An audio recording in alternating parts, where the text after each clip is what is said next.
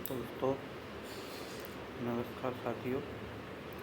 मैं अतुल त्रिपाठी।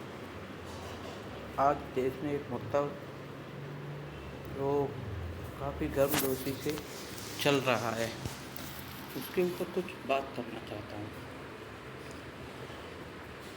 मैं पूछना चाहता हूँ अपने सभी देशवासियों से,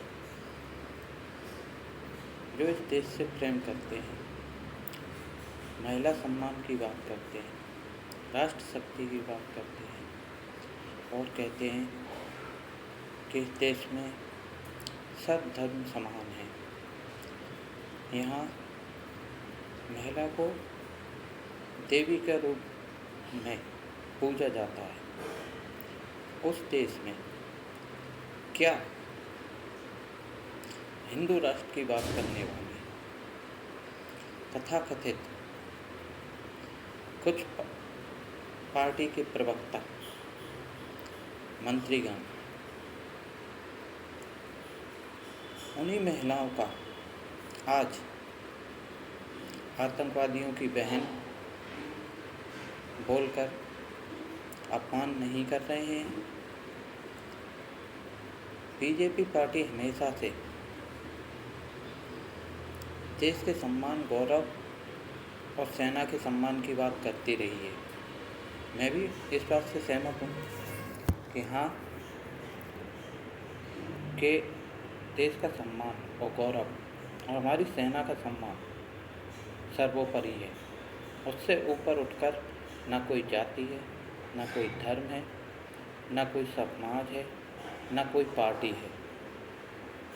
लेकिन आज मुझे कहीं ना कहीं बड़ा दुख महसूस हो रहा है और ये कहने पे मजबूर हो गया हूँ कि देश की एक अपने आप को सबसे बड़ी पार्टी कहने वाली, राष्ट्रभक्त खुद को बताने वाली पार्टी, महिलाओं का सम्मान करने वाली पार्टी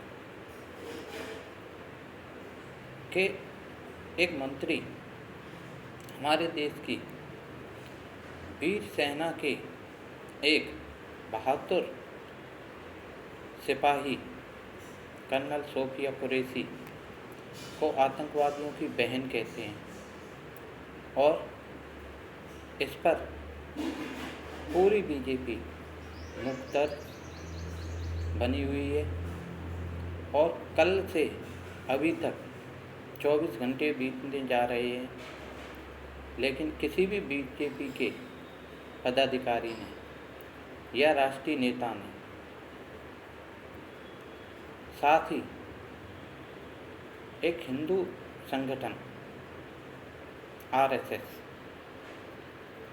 जो कि बीजेपी का मातृत्व संगठन है, जिससे निकलकर हमारे देश के प्रधानमंत्री श्री नरेंद्र दास दामोदर दास मोदी जी भी निकल कर आए हैं, जिससे निकलकर जेपी नड्डा जी भी आए हैं, जिससे निकलकर सभी बीजेपी के बड़े बड़े नेता आए हैं।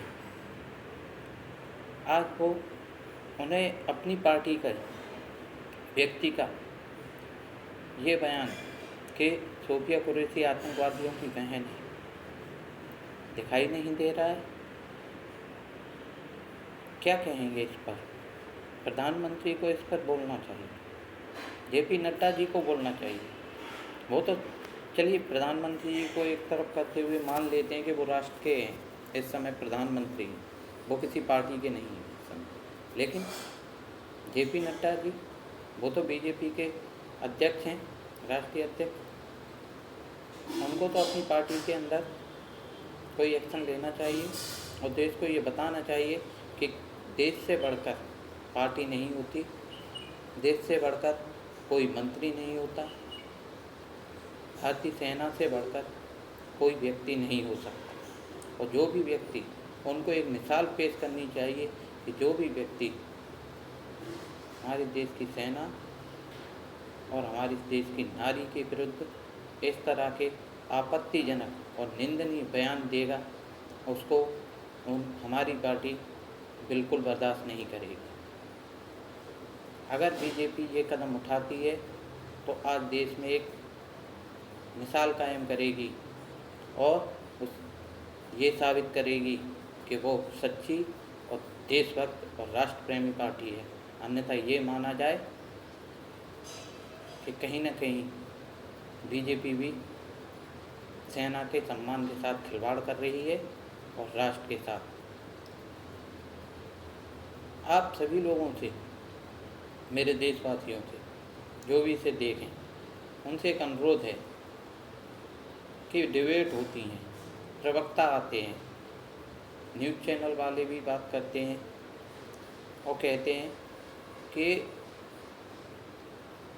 आप देश के सम्मान के साथ क्यों खिलवाड़ कर रहे हैं।